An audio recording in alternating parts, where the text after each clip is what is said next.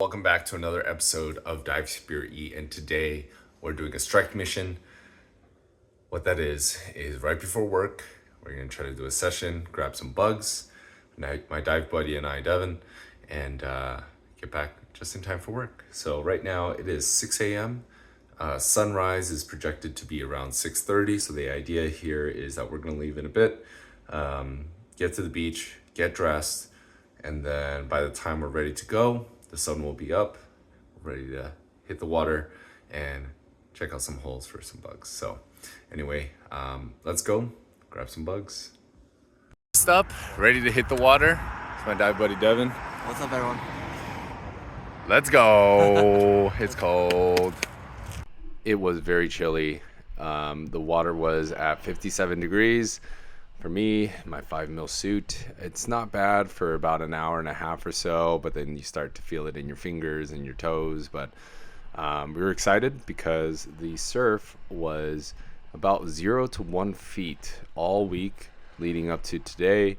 And from the reports I heard from others, it was an aquarium out there. So really looking forward to this dive, and was pretty stoked despite the cold.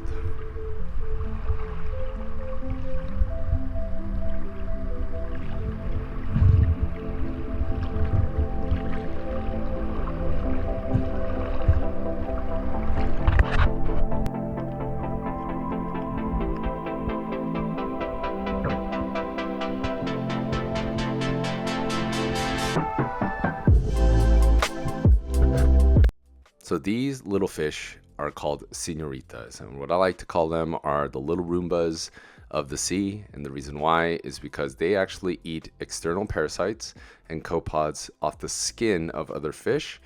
And at night, they'll actually go into a sandy bottom area and just stick their heads out. So they'll kind of go into charging mode in my mind. But they go out and feed during the day, and then they go to sandy bottoms at night where they bury themselves and just stick their heads out. They are related to the rasp family, similar to the sheepheads, but the one thing that's different from them is that unlike other rasps, they don't change sex. And for those of you that didn't know, sheephead, if there is no dominant male in that general area, the largest female will start to transition. And staying in the shallows, you've probably seen this. These are called zebra perch. They can grow up to 18 inches long, and they are very distinctive because of their skin. They look like a zebra with that kind of yellowish tail. In my personal opinion, not the best eating fish. It's not my cup of tea in terms of meat texture, but you can spear them. You can harvest them if you would like. But if you do, just check the mouth area, because I've noticed that most, or not a good chunk of them that I've caught at least, have the tongue eating loose. It's a parasite that eats off the tongue of the zebra perch, or any fish for that matter, and just eats part of the food that the fish ingests. It is okay to eat the fish as long as you pull out that parasite first. But if you see those little eyes in the mouth, it looks like a kind of like a roly-poly in the mouth. You can pull it out, and the big one is the female, and there'll probably be a little tiny one underneath it. That's the male. You want to pull both out, and then you are good to eat the meat of the fish if you like.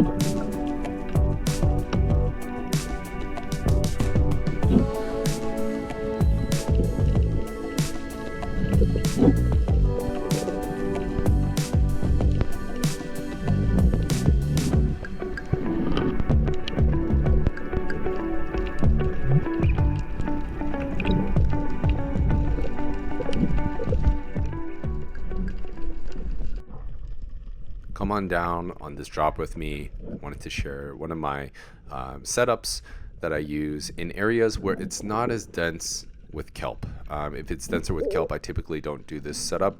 But one of my setups are having my torch attached to a float line. In this case, I use a 25-foot float line and have that attached to a very small buoy. You can see there are some lobsters here. And the whole point of that is I took that from Peter from Spear with X, his setup, and I've loved it ever since. So I have it. So like I'm doing now, if I find a good spot and I don't have enough breath to really action on it, I'll mark it, and in this case it was deeper than 25 feet, so I had to kind of hang it around a rock. But if it's less than that, typically I can just drop it, and that float you see there will stay at the top. But in this case it didn't. So once I mark it, I catch my breath, I head on down, and then I go to that hole, grab the light, and with a fresh breath I can go in and try to grab a lobster. Or in this case, I didn't really see any big ones, so I just headed up anyway. But I just wanted to share with y'all my setup. I really enjoy doing this. It gives you dexterity. You can use both hands. If you're night diving, it can be a little tricky because you want to ditch your torch, but it's an idea if y'all wanted to try.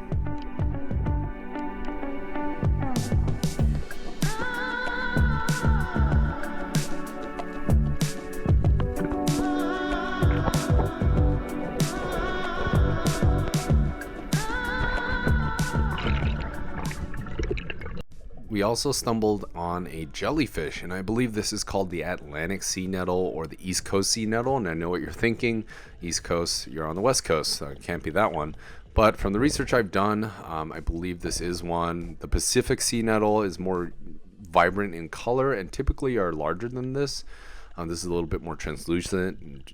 Yeah, so it was really interesting. They can exist in the Gulf of Mexico, which makes me think it's a Atlantic sea nettle.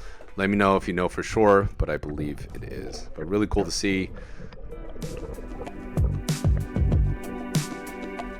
No bugs today, but here are some stats from the dive. 45 feet being the deepest, 58 seconds the longest dive, 27 total dives. I'm recovering or just recovered from the flu, so I would imagine that had something to do with the lower dive times, but felt good overall. Here's some other stats if you are curious.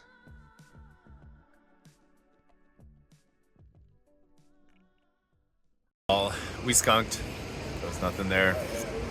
Checked a lot of holes. What? Dude, we skunked.